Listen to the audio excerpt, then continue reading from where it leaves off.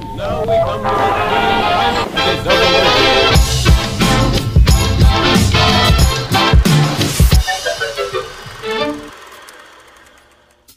Magbuklat kayo sa inyong rep. Tingnan ninyo kung ano ang makikita nyo na pwede nating gawing lumpiang gulay. Magandang tanghali sa inyo mga kamamsi. Meron tayo dito tira-tira na gulay sa rep. So, kinuha ko na kasi nga magmamarket na kami bukas. So, kailangan natin ng isang bell pepper, kalahating buo ng repolyo, konting piraso lang na Baguio beans, then maliit na carrots at maliit na sayote. Siyempre, meron tayo dito na tuna, sibuyas, 3 cloves of garlic, then hinarvest ko na sibuyas daunan at isang chicken cubes.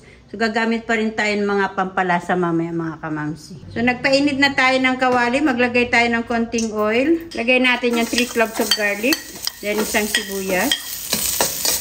Lagay natin yung pinakalaman ng ating tuna. Yung sabaw ay tinanggal ko muna.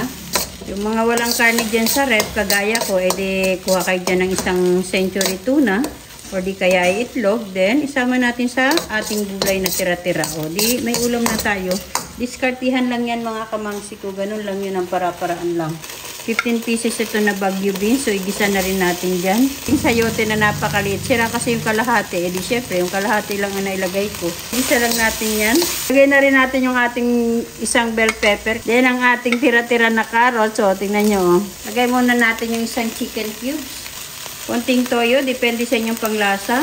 Konting oyster sauce. Tansyahan na yan. Eh, huwag nyo akong ibas. Ito'y optional. Lagyan natin siya ng konting seasoning. Then, halu-haluin natin. Pahinain natin yung apoy.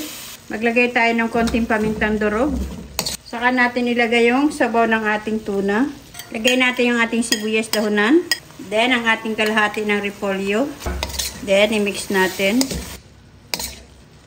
Napakasimple, napakadali at siguradong afford na afford nyo yung presyo nito.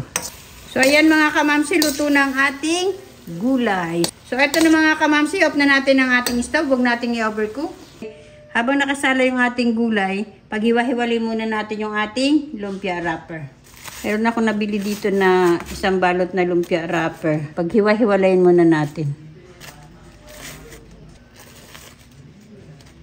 So, magbalot na tayo mga kamamsi. Dodoblehin ko lang yung ating lumpia wrapper kasi nga masyadong maliit.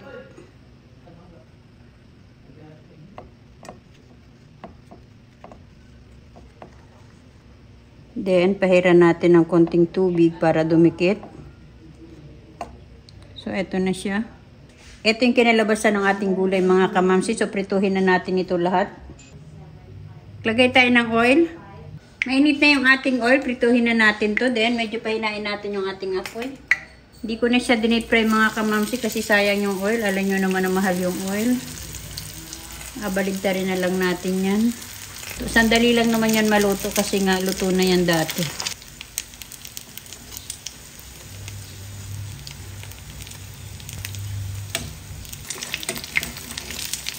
Kuha tayo ng isang salaan. Ayan, ganyan nyo lang yan.